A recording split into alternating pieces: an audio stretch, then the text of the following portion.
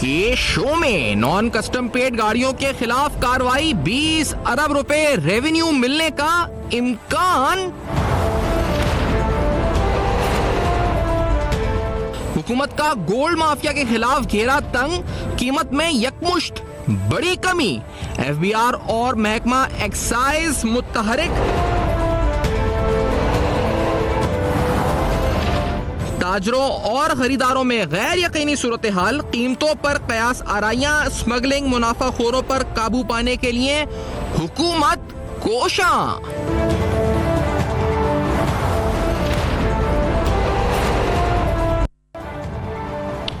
अस्सलाम वालेकुम। पस पर्दा हक़ाइक़ सनसनीखेज़ इंकशाफात, प्रोग्राम बेनकाब में हूँ आपके साथ सफ़ान खान।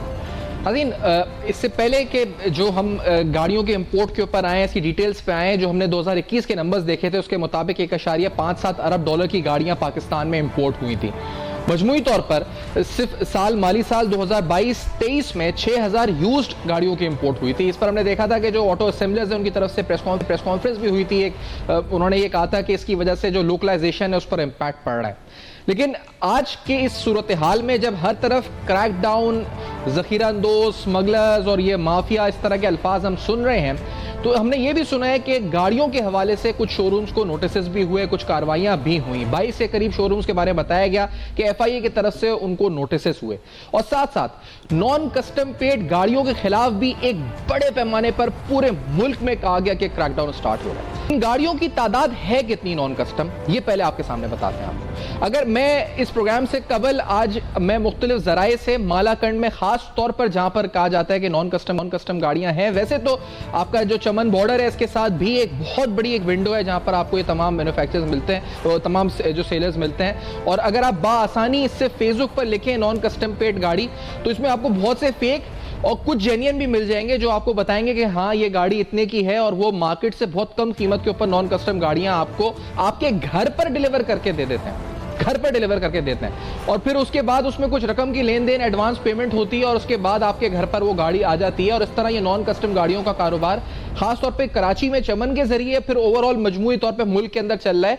मालाकंड में जो मैं आपको बता रहा था कि एक साबिक डीआईजी से गुफ्तगू हो रही थी, तो वो कह रहे थे कि जनाब जिस तरह यहाँ पर घरों के अंदर लोगों के बकरियां होती हैं, इस तरह वहाँ पर हर घर में जो है नॉन कस्टम पेड गाड़ी होती है। मतलब अगर आप एक भैंस खरीद कर आप एक आराम से एक लैंड क्रूजर खरीद सकते हैं, इस तरह से वहाँ पर नॉन कस्टम पेड गाड़ियों का रुझान है, क्योंकि वहाँ कानूनी तहफ़्फ़ुज़ भी उसको हासिल था। ये बताना बड़ा ज़रूरी है। और ख़ास तौर पर जो इंज़माम हुआ फाटा का, उसके बाद ये 5 साल तक तकरीबन जो है मामला उसको एक्सटेंशन मिली, और फिर 1 साल मजीद कहा गया कि इसको जो है तवालत दी जा सकती है, क्योंकि जो वहाँ के हालात हैं उस लिहाज से कि मईशत भी वहाँ से काफ़ी लोगों की उससे जुड़ी हुई थी। तो ये जून 2023 तक की तो थी जो एक्सटेंशन थी। और जो मैंने एस्टिमेट्स लिए थे उसके मुताबिक तकरीबन कोई 4.5 लाख के करीब मालाकंड में, सिर्फ मालाकंड में ये नॉन कस्टम पेड गाड़ियाँ एग्जिस्ट करती हैं। सिर्फ मालाकंड में नॉन कस्टम पेड गाड़ी एग्जिस्ट करती हैं। और दूसरी, हमने इस प्रोग्राम से कबल एफबीआर से मालूमात हासिल करने की कोशिश करी और उनसे पूछा कि आपने अब तक साल 2003 या 4 साल के दौरान कितनी गाड़ियां जब्त की हैं, उसके एवज कितना पैसा आपको मिला है। क्योंकि एक फिगर हम सुन रहे हैं 20 अरब रुपए की, तो मैं आपको बताता चलूं कि मुख्तलिफ चैनल्स रिपोर्ट भी कर रहे हैं कि 20 बिलियन का रेवेन्यू बेनिफिट इससे हो जाएगा। तो ये 20 अरब बहुत कम सुनने में लगता है, क्योंकि गाड़ियों की तादाद बहुत ज्यादा है। रेवेन्यूज के अलावा भी इससे और कमाया जा सकता है, क्योंकि एफबीआर ने साल 2018 से 2022 के दौरान 14,113 गाड़ियां ऐसी सीज की थी, और उन सीज की हुई गाड़ियों को बेचकर, सिर्फ उन गाड़ियों को बेचकर तकरीबन 36 अरब रुपए मुनाफा कमाया था, तो जो कि नेशनल किटी में गया था। तो ये 14,000 गाड़ियों से अगर आपको 36 अरब का मुनाफा मिल सकता है, तो सिर्फ मालाकंड में अगर 4.5 लाख गाड़ियां नॉन कस्टम है, तो उससे सिर्फ 20 अरब का मुनाफा मिलेगा। तो ये बात कुछ इक्वेशन समझ में नहीं आ रही थी, इसलिए आज इस प्रोग्राम पर इस पर भी गुफ्तगू करेंगे। और साथ साथ को फिर, क्योंकि जो यहाँ पर शोरूम के खिलाफ कार्रवाइयां हो रही हैं, तो ये जो गिफ्ट स्कीम के तहत गाड़ियां आ रही हैं, क्या इनमें भी कहीं कोई झोल है? एफआईए क्या तहकीकात कर रहा है, क्या सवाल जवाब पूछ रहा है? जो मैंने मालूमात हासिल की उसके मुताबिक पूछा गया कि आपने गाड़ी किसके नाम पर मंगाई, रिसिपेंट कौन था, फिर उसके बाद आपने पेमेंट भिजवाई कैसे, क्या यही सवालात हैं? और शोरूम्स ताउन कर रहे हैं, नहीं कर रहे, ये भी अहम तरीन सवालात उठाते हैं। साथ साथ पाकिस्तान में सोने की कीमत के हवाले से हमने देखा है कि मुसलसल एक गिरावट तो है ही डॉलर के बाद सोने में भी, लेकिन सोने को किस तरह से हुकूमत कंट्रोल और जो इसका जो इस वक्त हुकूमत इस वक्त ट्रेस डाउन कर रही है, क्रैक डाउन कर रही है स्मगलर से खिलाफ, ब्लैक मार्केटर से खिलाफ, मैनिपुलेटर से खिलाफ, क्या वो कामयाबी से जारी है? और ख़ास तौर पे जो प्राइसेस एक तरह से रुकी हुई थी सराफा में, वो क्यों रुकी हुई थी और इसके दीगर पहलुओं पर प्रोग्राम में बात होगी। लेकिन मैं क्योंकि नॉन कस्टम का पहले जिक्र कर रहा हूँ, तो आपके सामने आज ही जमात इस्लामी ने एक प्रेस कॉन्फ्रेंस किया और इस प्रेस कॉन्फ्रेंस में जो सूबाई वजीर साबिक रह चुके हैं खैर पख्तूनख्वा के खजाना के इनायतुल्लाह खान साहब, उन्होंने बड़े दो टोक अंदाज में, जमाती ने उसमें चित्राली साहब भी थे, दीगर रहनुमा भी थे, बड़े दो टोक अंदाज में उन्होंने कहा है कि नॉन कस्टम गाड़ियों पर पाबंदी जो है, जो हुकूमत क्रैकडाउन कर रही है, ये नहीं होना चाहिए। जमात इस्लामी भी और दीगर सियासी जमातें वहां एक तहरीक की शक्ल में खड़ी हो रही हैं इस ऑपरेशन के खिलाफ। वो क्या कह रही हैं, let's hear this. Jamaat Islami का सूबाई नाइब अमीर हो, फॉर्मल पार्लियामेंट्री लीडर हो और सीनियर मिनिस्टर कैबिनेट के अंदर रहा हूं, मैं अपने लिए फैसिलिटी नहीं मांग रहा हूं।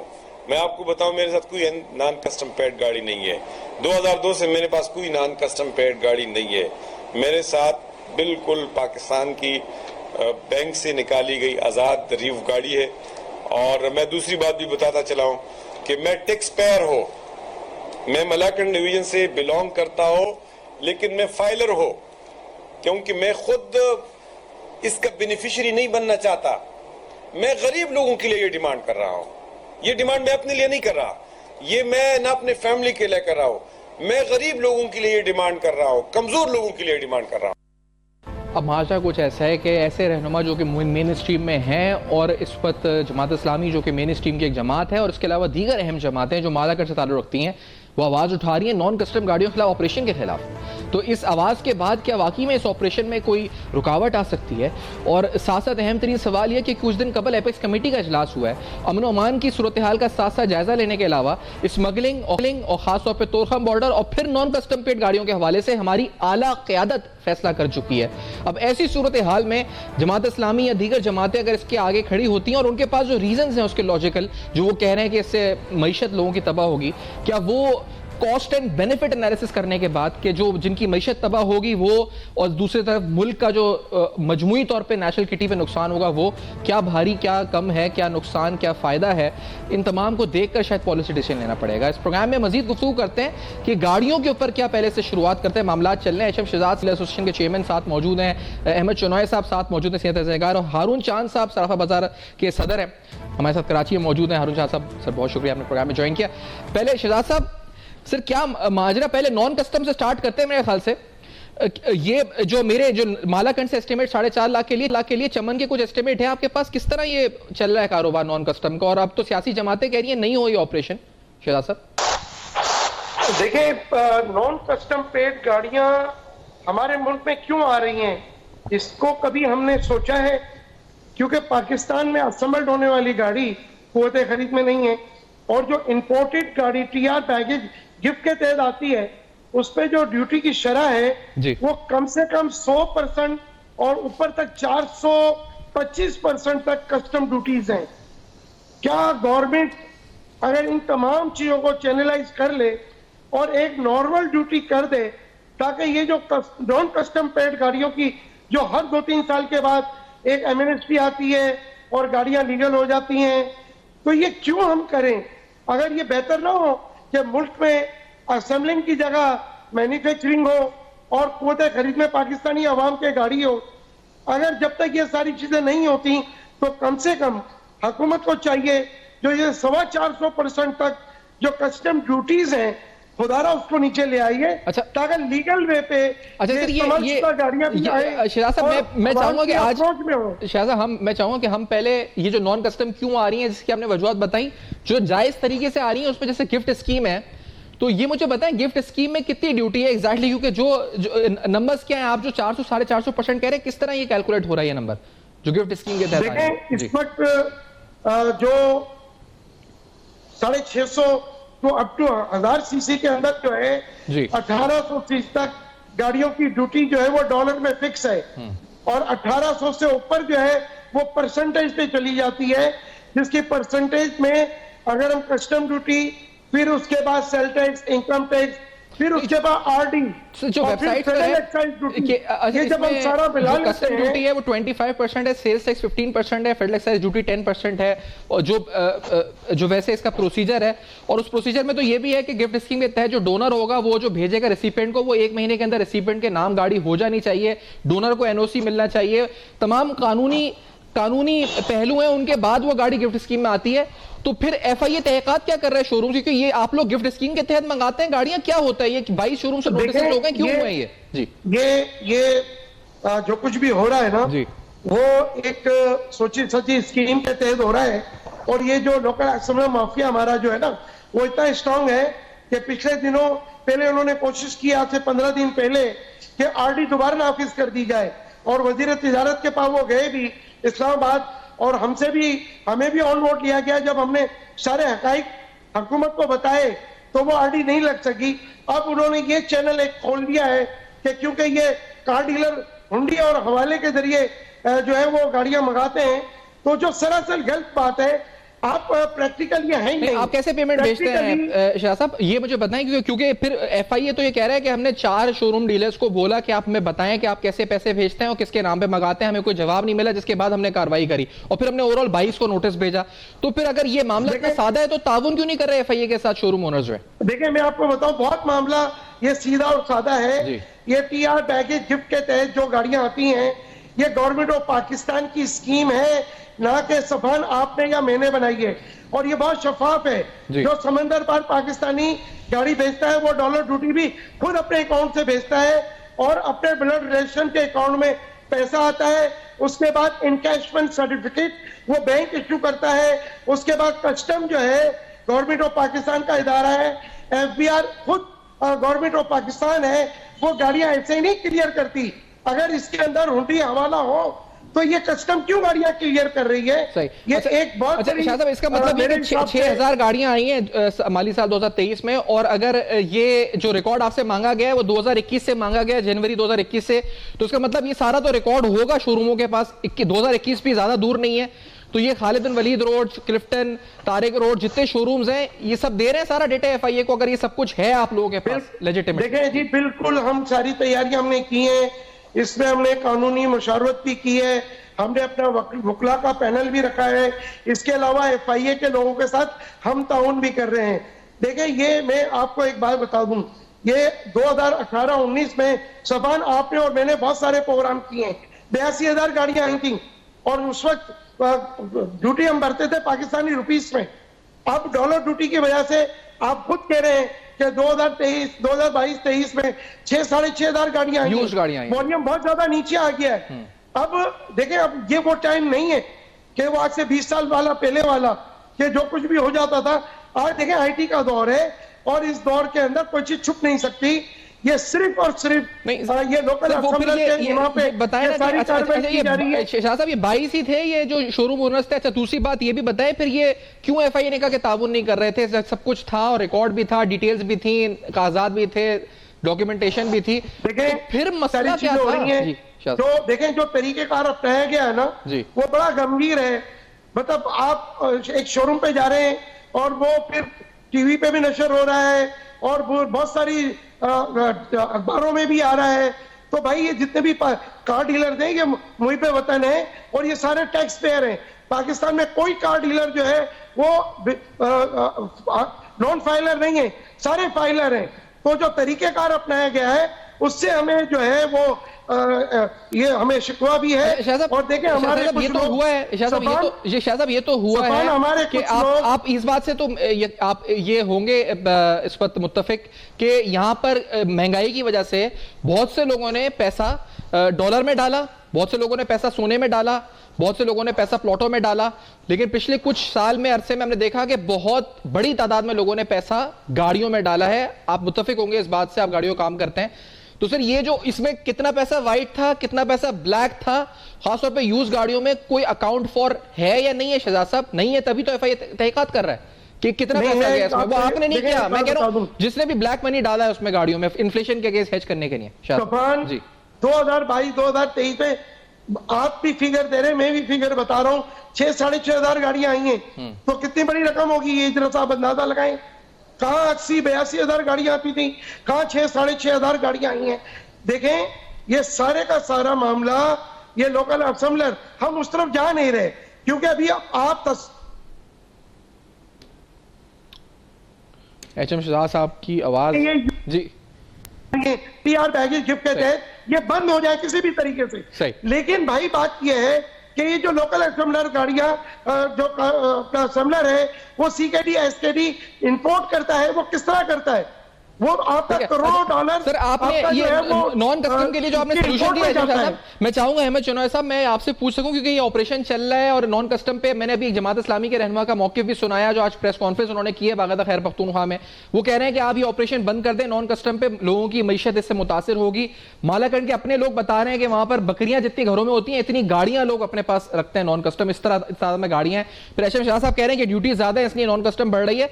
तो क्या इसका सोल्यूशन है क्रैकडाउन, एमनेस्टी अगेन जो हम आईएमएफ की वजह से दे नहीं सकते, या हम इसको रोक दें, रोल बैक कर दें? चुनाव साहब क्या होना चाहिए?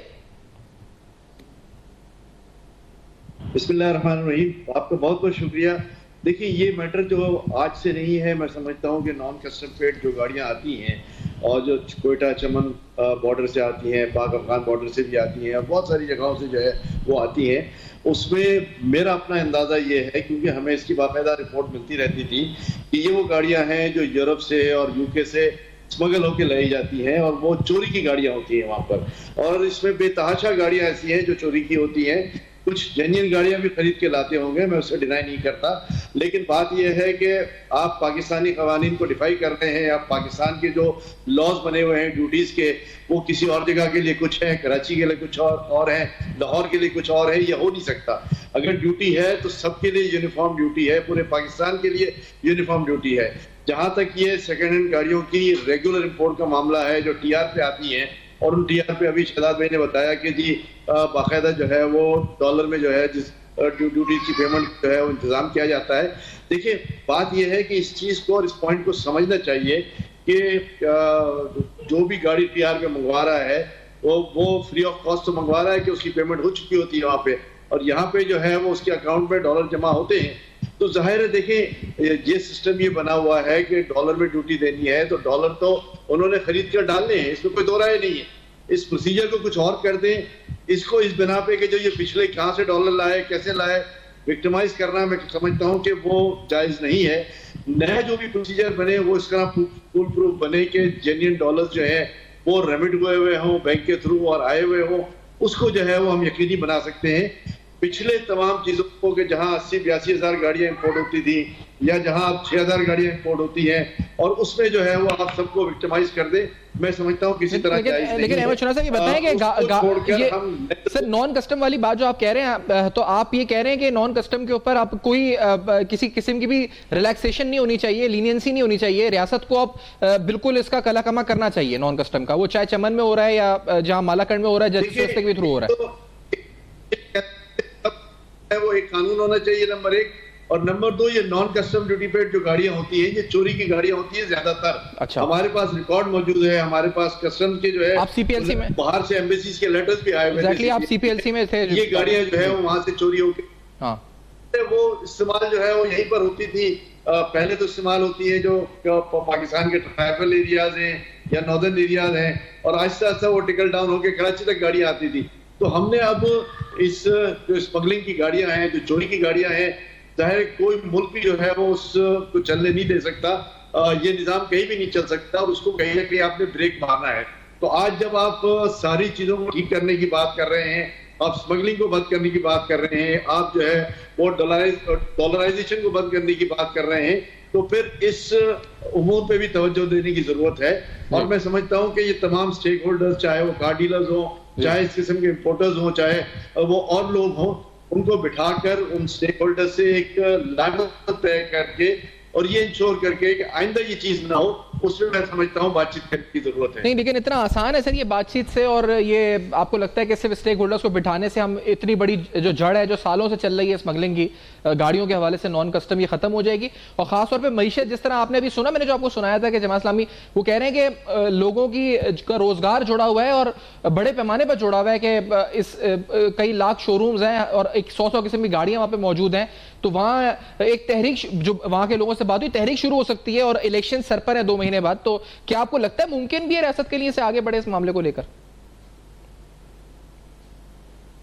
तूफान भाई, आपने अफगान ट्रांजिट रेट पे भी तो पाबंदियां लगाई, उसको भी तो चेक एंड बैलेंस पे लेकर आए, उसकी भी गारंटी देने की बात की, उसकी भी 10% ड्यूटी देने की बात की।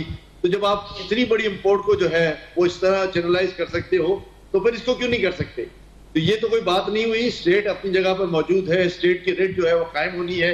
जहां अफगान ट्रांजिट रेट में ये रेट कायम हुई है, वहां पर ये गाड़ियों की स्मगलिंग के मामले में भी रेट कायम हो सकती है। और उसमें कोई दो राय नहीं है कि अब पाकिस्तान को इन तमाम लूप होल्स को, जिससे लोगों ने बेतहाशा फायदे उठाए, उसको खत्म करना पड़ेगा। अब हमको पाकिस्तानियत की बात करनी पड़ेगी, हमें इंडिविजुअल फायदे को जो है वो देखने की जरूरत नहीं है। नहीं, लेकिन आपने एक बात आपने की कि अब ये गाड़ियां ट्रिकल डाउन होके कराची पहुंच जाती हैं, ट्रिकल डाउन होके, तो हम ये बात, हमें इतना अंदाजा है कि कराची में भी नॉन कस्टम गाड़ियां बड़े आराम से घूम रही हैं, जो भी चेक पॉइंट्स होते हैं उनके ऊपर उन्हें पता है क्या कहना है क्या नहीं कहना, बड़े आराम से हैं। यहाँ पे हम कह सकते हैं कि बड़ी वाफिर तादाद में, अगर 4.5 लाख मालाकंड में है और दीगर अजला में, और अगर 6000 यूज्ड, वो तो लेजिटिमेट इंपोर्ट्स हैं, तो नॉन कस्टम की भी बड़ी तादाद है यहाँ पर। अहमद शनाई साहब, हम कह सकते हैं बड़े मजे से in the urban centres of the country. Ahmad Shanai साहब, देखिए, बिल्कुल बात है, और ये उन लोगों के पास है जिनको पता है कि वो नॉन कस्टम ड्यूटी पेड गाड़ियां चला रहे हैं और उनके कनेक्शंस है कि कहां पर क्या कह के बच के निकल जाना है। एक आम आदमी जो है वो इस तरह की नॉन ड्यूटी पेड गाड़ी लेके नहीं चला सकता, क्योंकि उसको नहीं पता कि जब वो पकड़ा जाएगा और कस्टम वाले वो गाड़ी जब्त कर लेंगे तो फिर उसमें क्या असर होगा। तो ये वही लोग जो स्मगलर्स हैं, जहां जो उनके यहाँ फैसिलिटेटर्स हैं, वो पूरी एक चेन बनी हुई है कि जो उसको इस्तेमाल भी करते हैं और जो उसके पैसे भी देते हैं। ये आम आदमी का काम नहीं है कि जो कर ले। आप क्यों नहीं लेके चला लेते नॉन कस्टम ड्यूटी पेड गाड़ी? इसलिए कि आपको फियर ऑफ लॉ है। इसी तरह जिनको फियर ऑफ लॉ है वो ये काम नहीं करेंगे, और जिनके कनेक्शंस हैं, जिनको ये पता है कि ये गलत और गैर कानूनी काम से जो है वो इनका काम चल जाता है, वो मैं समझता हूँ आज भी बिला खौफ खतर ये काम कर रहे हैं। सही। और ये इसी वजह से एफबीआई ने तकरीबन 14,000 गाड़ियां जो सीज करी, 36 अरब रुपए उनकी वैल्यू थी। हम एक ब्रेक ले लेते हैं, इसके बाद हारून शाह साहब आपकी तरफ और इस पूरे मामले को सोने पर भी बात करेंगे। एचएम शाह साहब भी आफ्टर द ब्रेक हमारे साथ रहेंगे।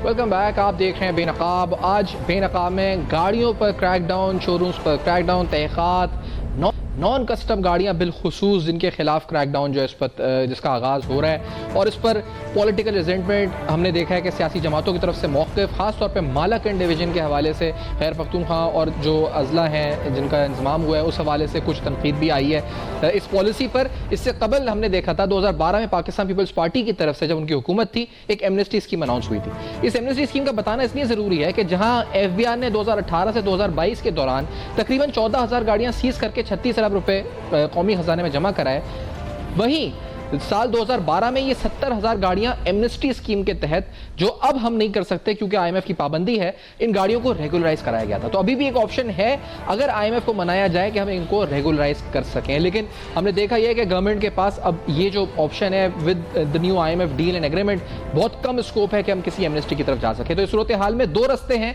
कि या तो इस क्रैकडाउन को यहीं रोक दिया जाए, हॉल्ट कर दिया जाए, या फिर इस पर आगे बढ़ा जाए और रियासत की रिट बनाई जाए पूरे मुल्क में, यहाँ से लेके फाटा तक कि जहाँ पर भी नॉन कस्टम गाड़ियाँ हैं उनका कला कमा किया जाए। साथ साथ सोने के हवाले से भी हमने देखा है क्रैकडाउन का आगाज़ हुआ, बाकायदा एक टास्क फोर्स बनी।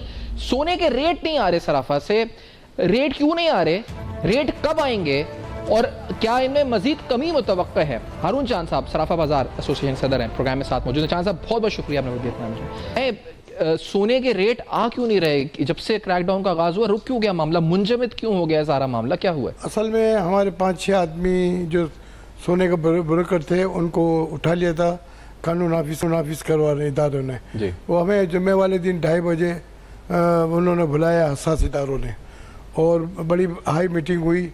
वो मेरी यकीन दहानी पे बोला, उन्होंने कहा बुलियन 3 महीने के लिए आप बंद कर दें। तो मेरा अगर बुलियन बंद हो जाएगा तो फिर घर घर करिया भाव खुल जाएगा और मफाद पर लोग अपनी मर्ज़ी से लेंगे, अपनी मर्ज़ी से बेचेंगे। और ये मीडिया, प्रिंट मीडिया में इंटरनेशनल जो भाव खुलता है, दुबई अपने सुबह लंदन खुलता है, शाम को अमेरिका खुलता है, इससे पहले कि अपने ऑस्ट्रेलिया खुलता है। तो हम रेट चलाते हैं और वो फिजिकल रेट होते हैं, उसमें कोई फ़र्क नहीं होता। तो बोले इसमें सट्टा हो रहा है। मैं फॉरवर्ड ट्रेडिंग किस कम्युनिटी में नहीं हो रही है? स्टॉक में देखें, किसी चीज़ भी देख लें, फॉरवर्ड ट्रेडिंग होती है। अगर फर्स्ट करो कि आप मुझे 10 तोले का ऑर्डर देते हैं और 8 तोले सुना देते हैं, 2 तोला मेरे को बोलता है कि जब मैं महीने के बाद उठा जाऊंगी फिर पेमेंट दूंगा। तो मैं तो फॉरवर्ड ट्रेडिंग बिलियन से ही लूँगा ना, मंथली लूँगा, वीकली लूँगा। तो वो फिजिकल होगा, कागज़ पे नहीं होगा, सट्टाबाजारी नहीं होगी। हमने कहा सट्टाबाजारी हम ख़त्म कर देंगे, मगर हमारा बुलियन आप खोलें। हो सकता है कि इंशाल्लाह जुमे की नमाज के बाद या पीर से रेट 101% खुल जाएंगे। कुछ प्रॉब्लम ये है कि बुलियन में वो मसले ये चल रहे थे कि फॉरवर्ड ट्रेडिंग के फैसले वो सौदे थे। अब 2,22,000 से अब 1,88,000 हो गए। अब इतना डिफरेंस आ गया है। वो या तो प्रॉफिट वाले इतने प्रॉफिट करके, लॉस वाले इतने डिफॉल्ट हो गए। एक बात है, तो उसको सेटलाइज करके और भाव खोलना हमने। तो क्योंकि अब फिजिकल काम होगा। और मैं आपके अच्छा ये मुझे बताएं सर, क्योंकि असल सवाल अब ये था कि जो हम आपने कहा ना कि जिस तरह कुछ इदारों ने आपसे कहा कि इसको बुलियन को बंद करें या फिलहाल रेट को सीज करें, तो उसमें हमारी अब तवक्को ये थी कि अब ये जब खुलेगा तो जिस तरह आपने कहा कि फॉरवर्ड कॉन्ट्रैक्ट जो आप लोग करते हैं, जो रेगुलर है मार्केट में आपकी, वो जो असल मसला था इदारों का वो ये था कि वो तमाम चीज़ें कागजी तौर पर डॉक्यूमेंटेड हों, ताकि जो कुछ ट्रांजेक्शन हो रही हैं वो डॉक्यूमेंटेड हो, जो खरीदो फरोख्त हो रही है वो डॉक्यूमेंटेड हो, चाहे वो बिस्कुट की हो या फॉरवर्ड कॉन्ट्रैक्ट्स हो। तो क्या अब कोई निज़ाम इस हवाले से मुरतब हुआ है कि आप जो दोबारा खोलेंगे ये तमाम बुलियन, तो ये डॉक्यूमेंटेड होगा, रसीद पर होगा, कोई इंश्योर किया जाएगा एसोसिएशन की तरफ से कम कुछ हद तक? देखें, हम आपको बता दें, हिंदुस्तान पाकिस्तान जब बना ना जी, तो यही सोना था जो लोग लेके आए और अपना सोना बेच के अपनी सर छुपाने की जगह बनाई, कारोबार किया, समझे। और इसी तरह फिर वो सेटलाइज हो गए, सोना खरीदते रहे। सोना कहीं इंपोर्ट थोड़े टाइम हुआ है, किसी ज़माने में स्मगलिंग होता था, 200, 400, 500 रुपये तो वो आया दुबई से पाकिस्तान आता था। अब तो जब से कोविड आया, ना इंपोर्ट है ना एक्सपोर्ट जेवर की है, इंपोर्ट है ही नहीं।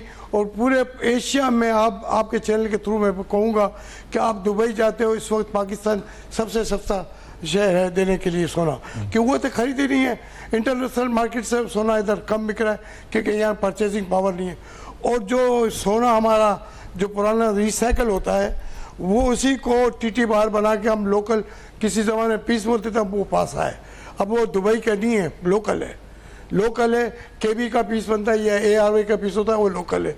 जब इम्पोर्ट ही नहीं है तो आप किसकी बात की आप हमारे से आप मांग रहे हो? आप इंपोर्ट के रास्ते खोलें, एक्सपोर्ट के रास्ते खोलें। मैं खुद इस चीज़ के चाहता हूँ कि हमारा 90% लोग ऐसी। अच्छा, मैं जो नंबर्स देख रहा था कि तकरीबन 9 मिलियन टन की डिमांड एक क्वार्टर में, जो रिकॉर्डर का बिजनेस रिकॉर्डर में कोटेड है, 9 मिलियन टन की डिमांड। और इंपोर्ट के हवाले से 2021 में अराउंड $30 मिलियन का इंपोर्ट वो कह रहे थे। लेकिन ये सवाल एक अपनी जगह है कि अगर ये 9 मिलियन टन की डिमांड एक क्वार्टर में है तो ये तकरीबन जो डिमांड है ये आपकी एक साल के अंदर 30 मिलियन की हो जाती है। तो जो भी डिमांड है, जो अभी हम उस दिन अहमद चुनाव साहब से बात भी कर रहे थे, ये $1 अरब से ज्यादा की डिमांड तो होगी ना साल की। तो ये तमाम तो इनहेरिटेंस से पूरी नहीं होगी ना अरुण साहब के, ये वो वालदा ने अपना जेवर उठा के दे दिया अपनी, जो या पूरी डिमांड तो इससे नहीं हो रही होगी खरीदो फरोख्त। देखें, वो कहीं कहाँ से हो रही है पूरी? मैं आपकी बात में इत्तेफाक कर रहा हूँ जी कि हमारी बात भी हुई थी। वो कल उन्होंने कानून नाफिज करने वाला इदारे, मैंने बोला इनके नाक के नीचे काम हो रहा है।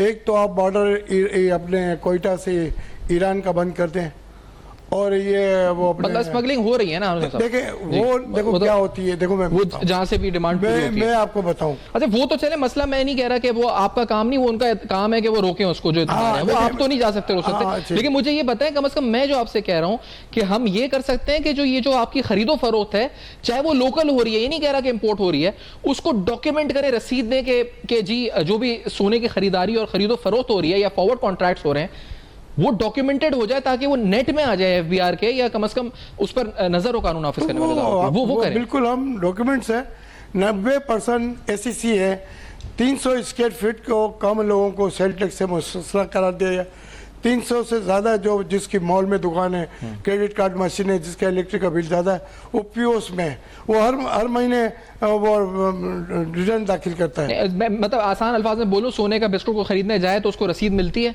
मैंने तो नहीं देखा कभी रसीद। देखो सोने के बात ये है, असल सवाल पे आ जाता है, असल कि रसीद मिलेगी, मैं खरीदने जा रहा हूँ, मुझसे पूछा जाएगा कि आपके पास, जैसे अभी एक्सचेंज कंपनी में डॉलर खरीदने जाते हैं तो हमसे पूछा जाएगा कि आपने जो डॉलर खरीदा या आप जो डॉलर खरीद रहे हैं इसकी आमदनी आपके पास कहां से आई, आपके पास अगर टिकट है तो आप ट्रेवल कर रहे हैं इसलिए चाहिए आपको, तो क्या आपको एक केवाईसी यानी आप पूछेंगे कस्टमर से कि आपके पास ये पैसा कहां से आया, या कोई फॉर्म है, या फिर जो आप जिसको बेच रहे हैं वो डॉक्यूमेंट होगा कि किसको बेचा, उसका एनआईसी नंबर या था या उसको रसीद? देखिए मैं इनकम टैक्स में खासतौर पे आपको जिक्र करूं कि वेल्थ में लोगों के पास जेवर है और उसको बेच के ये लोग वाइट करते हैं। हमारे पास जो आप 10 तोले की बात जो की ना, वो लोकल होता है और 50 रुपए तोला होता है। 10 तोले में कितनी कीमत हुई? 5,000। अब बताओ कि इसको हम 9% 17-19% जीएसटी देंगे, तो वो इसलिए आप रसीद नहीं देंगे? वो तो लोग नहीं देंगे रसीद आपको। देखो मैं आपको मतलब आप तो ये आपने एसोसिएशन की तरफ से आवाज उठाई कि ये हमने कहा है कि हमारे इंपोर्ट के रास्ते आप खोले, एक्सपोर्ट हमारा जेवर जाने दें। अगर आप एक्सपोर्ट सोना हम करते हो तो बाद आपको डॉलर की सूरत में पैसे आएंगे, क्यों नहीं करते हैं? यहाँ परचेसिंग पावर नहीं है, तो आप इसको रेगुलाइज करने की कोशिश करें। इंपोर्ट एक्सपोर्ट के अलावा जो रेगुलाइज करने के लिए यहाँ पर आपने रसीद के हवाले से ये कहा कि आप ये जो सेल्स टैक्स नाफिज हुआ है इसकी वजह से जो लेजिटिमेट सेल्स हैं वो लोग नहीं कर रहे, लोग चाह रहे हैं कि वो ऑफ द बुक ट्रांजैक्शन करें। जी हाँ, लोग इसलिए चाह रहे हैं सेल्स टैक्स से बच सके। तो सर ये तो फिर हुकूमत के सामने हमने उठाया मसला, ये हमने उनको कहा कि आप बताएं कि 1 तोले पे 19% सेल टैक्स, तो जीएसटी, तो उन्होंने कहा बहुत ज़्यादा ये गलत है, ये नहीं होना चाहिए, खुद एक्सेप्ट किया।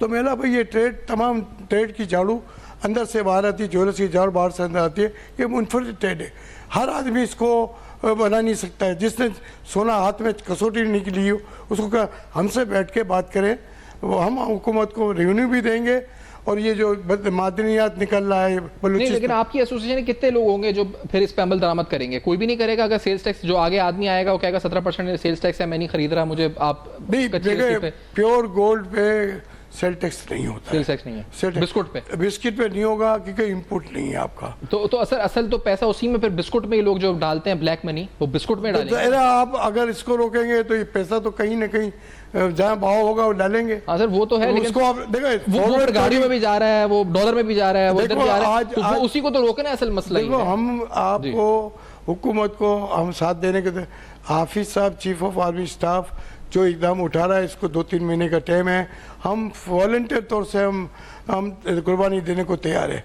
हम सबको नेटवर्क में लेने के तैयार है, मगर हमारे प्रॉब्लम को भी तो समझा जाए। जब हमारे पास इनपुट ही नहीं है तो फिर आप किस बात की हमसे लोगे? हमको कुछ इंपोर्ट देते, अब हम एक बात है कि रातों रात हमारी दुकानें टूट जाती हैं, कोई इंश्योरेंस नहीं, कुछ नहीं, अब बताओ कि रोड पे आ जाते हैं। अब इस तरह ये पहले कारोबार सोना नीचे था तो अच्छा, लेकिन ये है कि मैं मतलब अभी जो हम गाड़ियों की बात भी कर रहे थे, तो ये जिस तरह एचएम शाह साहब कह रहे थे कि क्योंकि यहाँ पे ड्यूटीज और इंफ्रास्ट्रक्चर इतना मुश्किल है, इस वजह से नॉन कस्टम गाड़ियाँ चल रही हैं। अभी आप कह रहे हैं कि टैक्सेस इतने ज़्यादा हैं, इस वजह से लोग ऑफ द बुक जा रहे हैं और वो ये जो इसमें पैसा चला जाता है। लेकिन असल सवाल ये है कि अब अगर पीर को दोबारा बुलियन खुलेगा तो वो किस नई तब्दीली के साथ खुलेगा? क्या ये वहीं से शुरू होगा जहां बंद हुआ था? यानी कुछ तो निजाम में तब्दीली आएगी ना हारून जान साहब, वहीं से वहीं खड़े होंगे हम। तो इंटरनेशनल मार्केट भी कम हुई है, डॉलर भी नीचे है। रेट की बात नहीं कर रहा मैं, प्रोसीजर्स की बात कर रहा हूं। प्रोसीजर ये होगा, उसमें फर्क क्या आएगा, तब्दीली क्या होगी? फॉरवर्ड कॉन्ट्रैक्ट सट्टा रोकने के लिए क्या करेंगे आप लोग? मैं ये बता दूं कि सट्टा बिल्कुल खत्म करेंगे। कैसे?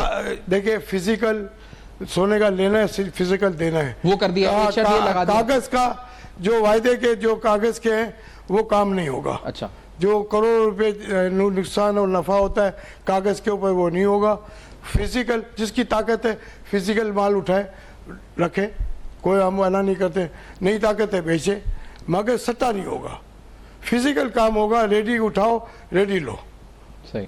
और वीकली लो, मंथली भी नहीं। स्पॉट प्राइस जो चल रही होगी आपकी वो उस पे आपका होगा, फॉरवर्ड कोई फॉरवर्ड देखिए जाहिर है हमने भी और ये कोई लॉ एनफोर्समेंट के इदारे तैनात किस तरह मॉनिटरिंग होगी इसकी, कोई आप लोग रिपोर्ट करेंगे किसी को, कैसे इंश्योर होगा कि ये हो रहा है? आप खुद इंश्योर करेंगे आपकी तमाम दुकानों पे हो रहा है? क्योंकि बहुत बड़े पैमाने पे दुकान है ना। भाई देखे पूरे पाकिस्तान में जितनी भी एजेंसियां हैं वो राब्ते में हमसे। अच्छा। हम उनके राब्ते में, हम भी इस निज़ाम को बेहतर से बेहतर बनाना चाह रहे हैं। तो हम चाह रहे हैं कि लीगल काम हो। ये जो स्मगलिंग, अगर दुबई पाकिस्तान रेट सेम हो जाता है तो स्मगलिंग बंद हो जाती है। अब यहाँ कुव्वत खरीद नहीं है।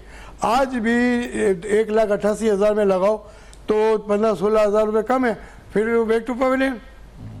चाहे वो अफगानिस्तान के रास्ते जाए, वो ईरान के रास्ते जाएगा जाए भाव में।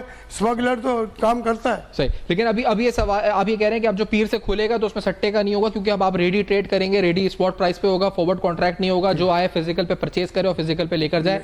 और फिर यह कि इंटेलिजेंस एजेंसीज जो है वो भी आपको देख रही होंगी, राब्ते में होंगी कि इस वक्त कोई ये इंश्योर किया जाएगा। एचएम शाह साहब, गाड़ियों का आप बता दें कितनी नॉन कस्टम है कराची में?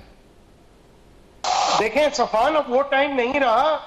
कराची के अंदर आम आदमी, आम पब्लिक गाड़ी चला ही नहीं सकती। मैं अहमद चुनाई साहब की बात से इत्तेफाक करता हूं। पूरे पाकिस्तान के अंदर कानून एक होना चाहिए, कहीं और कुछ, कहीं और कुछ, कराची में कुछ और, ये नहीं होना चाहिए। अगर कोई बड़े लोगों के पास अगर बगैर कस्टम के ड्यूटी के गाड़ियां हैं, उनको भी गाड़ियों को पकड़ना चाहिए और लीगल प्रोसीजर कंप्लीट कराना चाहिए। मैं ये समझता हूं कि पाकिस्तान में एक कानून होना चाहिए, चाहे वो पाकिस्तान का कोई भी सूबा हो, कोई भी गांव हो, कोई भी शहर हो। अब ये बात बिल्कुल पत्थर की लकीर की तरह है कि मजीद हम पाकिस्तान में इस बात पर मैं यकीन नहीं कर सकता कि आप कह रहे हैं कराची में कोई नॉन कस्टम गाड़ी नहीं है। अहमद चुनाई साहब ने ये नहीं कहा, बिल्कुल नहीं। अब नहीं है, नहीं, अब बहुत मुश्किल काम है। अहमद चुनाई, हमने बड़ा काम किया एक्साइज के साथ। आप लोगों ने बहुत बिल्कुल काम किया, बल्कि अभी भी कस्टम काम कर रहे हैं। तो फिर ये 36,000 गाड़ियां जो ये एफबीआर ने रिकवर की, 14,000 गाड़ियां 4 साल में है, तो सर ये कहां से, ये क्योंकि मालाकट में तो लीगल है ये गाड़ियां, ये चमने भी नहीं कर सकते। ये इधर ही से हुई है ना सारी। सर ये 14,000 आसमान से तो नहीं गिरी ना ये गाड़ियां? शहजाद साहब, सफान, ये मेजोरिटी गाड़ियां कराची से बाहर की हैं। हमने, अहमद चुनाई ने एक्साइज कस्टम के साथ मिलके हमने बड़ी कोशिशें की हैं कि ये जो इलीगल गाड़ियां हैं वो कराची में रजिस्टर्ड ना हो। हम कई हद तक, फिर इसका मतलब शाह साहब आप इस बात पे मुत्तफिक हैं कि पूरे पाकिस्तान में एक कानून होना चाहिए। इसका मतलब नॉन कस्टम गाड़ियां चाहे वो कराची में बंद हैं तो वो चमन में भी बंद होनी चाहिए और वो मालाकंड में भी बंद होनी चाहिए। और कोई भी जमात अगर इसके खिलाफ आवाज उठा रही है तो वो खिलाफ कानून या खिलाफ कौमी मफाद है। आप do you agree with this HM Shah साहब? देखें, मैं सबसे पहले पाकिस्तान है। अब हम मजीद पाकिस्तान को जो है ना तजर्बे नहीं कर सकते। खुदा ना, हमें समझना चाहिए कि जिस बहरान से भी हम गुजर रहे हैं, अब ये पाकिस्तान मजीद हमें इजाजत नहीं देता कि हम मजीद इसके ऊपर तजर्बे करते रहें। खुदारा हम सबको मिलके इस पाकिस्तान की बका के लिए, इस पाकिस्तान की सलामती के लिए हमें अपने आप से बाहर निकलना होगा और अपने आप से बाहर निकलकर सबसे पहले पाकिस्तान की बात करनी। लेकिन शाह साहब मैं बताऊं, मैं अभी आपको सर आप मुझसे ज्यादा इल्म रखते होंगे इस बारे में, और हम एज अ यूजर, आप फेसबुक पे भी जाके देखते हैं तो 1000 ग्रुप्स ऐसे मौजूद हैं जहां पे फेक और जेन्युइन सप्लायर्स मौजूद हैं नॉन कस्टम गाड़ियों के, जो घर पर डिलीवरी करते हैं। अहमद चुनाई साहब फरमा यही रहे थे कि जिनको तरीका आता है सबसे इस निमटने का, तो वो रखते हैं अभी भी। ये अहमद चुनाई साहब यही बात है ना सर नॉन कस्टम के हवाले से, अगर अर्बन सेंटर्स की बात की जाए। अहमद चुनाई साहब जी सर। जी बिल्कुल, ये गाड़ियां जो हैं जो जिनको हर चीज का पता है कि तो कैसे चलाना है, किस तरह फिर उनकी ट्रबल से बचना है, ये सारे लोग ये काम करते हैं। इसमें कोई इशू नहीं है। कराची में गाड़ियां चलती हैं और वो चेहरे से भी चलती हैं, और ये वही लोग चलाते हैं जो स्टेक होल्डर्स हैं, जो जिनको इनको खरीदना भी आता है और जिनको इसको आगे बेचना भी आता है, और जो एक्साइज के कनाइन के साथ भी ये काम करते हैं। मैं मतलब बिल्कुल इस बात से शहजाद भाई की इत्तेफाक करता हूँ कि पूरे पाकिस्तान में यकसा निज़ाम हो, यकसा ड्यूटी की बात हो। अगर ये गाड़ियां कराची में नहीं चल सकती तो मलाकंड में भी नहीं चल सकती, और मलाकंड में नहीं चल सकती तो पंजाब के किसी हिस्से में भी नहीं चलनी चाहिए। और हमें ये भी ख्याल करना चाहिए कि देखिए ये गाड़ियां जो स्मगल होकर आती हैं, इसमें ज्यादातर गाड़ियां, मैंने आपको पहले भी कहा और अब भी कह रहा हूं कि ये चोरी की हुई गाड़ियां हैं।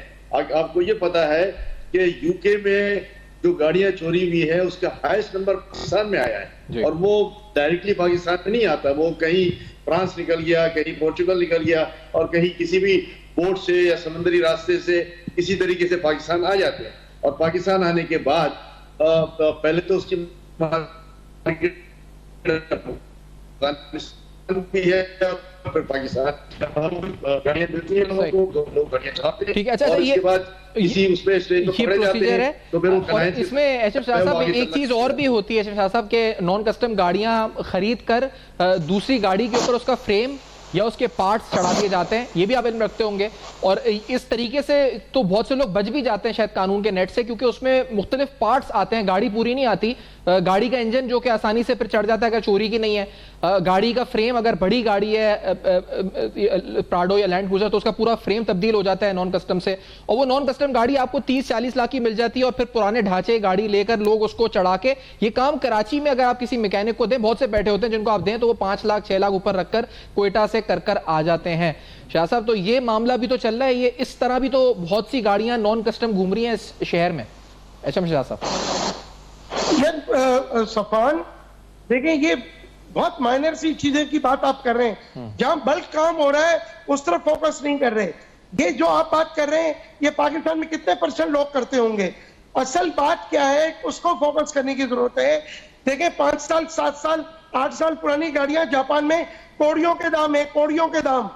जो ये गाड़ियां बल्क आती हैं पूरी, एक हमारी पड़ोस मुल्क है हमारा, मैं नाम लेता हूं कि वाया दुबई पोर्ट बंदर अब्बास के थ्रू ये पाकिस्तान में इन होती हैं। ये गाड़ियां पाकिस्तानी 1-1, 2-2, 3-3 लाख रुपए की गाड़ियां हैं। अब इसके ऊपर अगर आप 30-30, 40-40 लाख रुपए ड्यूटी देंगे या लेंगे तो कौन गाड़ी अपनी ये जो है लीगल वे पे गाड़ी लेगा? तो ये वाया अफगानिस्तान चली जाती हैं या वाया हमारे इलाका गैर चली जाती हैं। तो मैं आपको यही समझाने की कोशिश कर रहा हूं, लेकिन माजरत के साथ, क्योंकि अगर 4.5 लाख गाड़ियां, मालाकंड ये कह रहा है कि 4.5 लाख गाड़ियां सिर्फ एक डिवीजन में हैं और फिर इसके अलावा और लाखों गाड़ियां हैं, तो ये मेरा ख्याल है, और फिर इन्हीं गाड़ियों की बॉडीज तब्दील हो रही है, यहाँ के अर्बन सेंटर्स में लग रही हैं। तो सर ये मेरा नहीं ख्याल कि छोटा मामला है। शाह साहब क्या कहते हैं, क्योंकि इतना छोटा मामला तो नहीं है ना कि लाखों गाड़ियां हैं तो उनकी पार्ट्स अगर चेंज हो सकते हैं बड़े आराम से, तो ये कोयटा भी दूर नहीं है, अगर हम जाके कर सकते हैं या यहाँ किसी मैकेनिक को दे जो करके आ सकता है, उसकी सेटिंगें होती हैं, तो फिर ये इतना छोटा मामला तो नहीं है। शाह साहब, अगर कोई गाड़ी 1 करोड़ रुपए की मिल रही है नई और उसी वही 30 लाख में उसे दूसरी मिल जाए तो वो जाएगा नहीं इस ऑप्शन की तरफ जो लीगल भी हो। शाह साहब, सफान, मेरा अपना मुशाहिदा भी है, मेरा अपना कुछ एक्सपीरियंस भी है। आप यकीन करेंगे मालाकंड हो या ये कोयटा हो या ये बलोचिस्तान हो, आप यकीन करें मेजोरिटी जो गाड़ियां हैं वो 5 साल 8 साल 10 साल पुराने मॉडल हैं। अच्छा, आप यकीन करें। सही। अच्छा, मैं इसके भी खिलाफ हूँ। अच्छा, मैं इसके भी खिलाफ हूँ, और ये बहुत अच्छी बात है, बगैर ड्यूटी के मुल्क पे नहीं आनी चाहिए। बहुत अच्छी बात है। और खराब हो रही है। आपने जो बात की कि पाकिस्तान की बात पहले होनी चाहिए, हारून चांद साहब, सर आप क्या समझते हैं इन ऑपरेशंस और आपका पूरा जिसे कहा जाए कि इन कॉन्टैक्ट भी आप रहे हैं तमाम एजेंसीज के साथ, इस हवाले से मीटिंग्स भी हुई हैं, तो कितनी संजीदगी है और आपको लगता है कि इसके बाद जो हम रिजल्ट आएगा वो बेहतर होगा? कितने पुरुमीद हैं आप? नहीं, इंशाल्लाह ताला हम भी चाह रहे थे कि ये जो अनडॉक्यूमेंट्स मामले हैं वो डॉक्यूमेंट्स भी हो जाएं और सही तरीके पे मुल्क दगर में आ जाए, हम IMF की चुंगल से भी निकल जाए। कौन ऊपर पर वतन नहीं होगा जो ये कुर्बानी देने को तैयार नहीं। मैं 80 साल की उम्र में जाते जाते अपनी नई जनरेशन को भी सही राह दे दूं और मुल्क के लिए भी बेहतर काम करूं, तो ये बड़ी बात है। वरना तो मुझे तो ये लग रहा था जो हालत थे कि हम रिटायर हो जाएंगे, हमारे बच्चे दूसरे फ्रेंचाइज में नौकरी करेंगे। मगर एक बात मैं आपके चैनल के थ्रू कह दूँ कि इस वक्त इन्वेस्टमेंट दुबई में आप देखें कितने से हज़ार कंपनियां नई उधर हो गई हैं, यहाँ से इन्वेस्टमेंट जा रही है। हुकूमत को थोड़ा सा प्यार से हाथ रखना पड़ेगा। जब इन्वेस्टमेंट चली जाएगी तो बाहर से इन्वेस्टमेंट तो लेके नहीं आओगे, तो लोकल चली जाएगी तो आपका ये सैलानी और आलमगी किस तरह चलेंगे। तो मैं हुकूमत को चाहूँगा कि लोगों से बैठ के बात करें, बेहतर इकदाम करें। हम आपके साथ फुल सपोर्ट करने तैयार हैं, मगर इसमें नाम नियात लोग जो हैं उसको मिसयूज़ कर रहे हैं। जैसे मैंने भी सुना है, अब इतने बड़े चैंपियन आपके साथ है शोरूम वाले, उनके साथ जो कुछ भी हो रहा है, मेरे अंदर खाने मुझे मालूम है कि क्या कुछ नहीं हो रहा है। तो इसलिए हम चाहते हैं